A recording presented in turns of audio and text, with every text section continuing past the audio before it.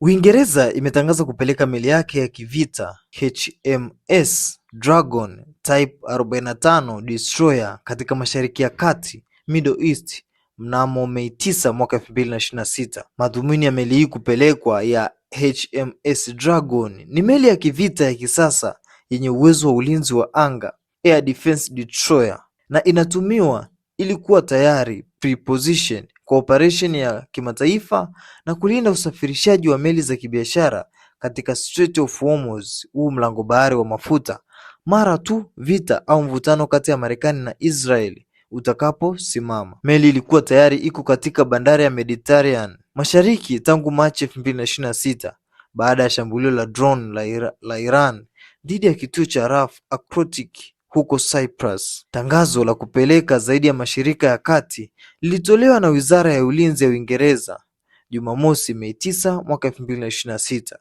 Hii ni sehemu ya mpango wa pamoja kati ya Uingereza na Ufaransa kuongeza operesheni ya kimataifa ya ulinzi wa bahari ili kurejesha imani ya meli za kibiashara na kusaidia kusafirisha mabomu au hatari mara tu mapigano yatakaposimama. Sababu kuu ni Strait of Hormuz ni njia muhimu sana kwa asilimia kubwa ya mafuta ya dunia.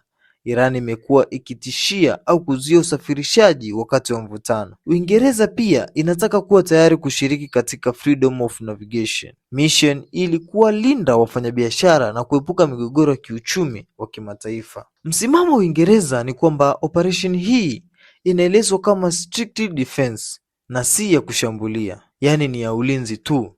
Waziri Mkuu Keir Starmer na serikali yake wanaunga mkono mpango huu pamoja na washirika wa Ulaya na Marekani.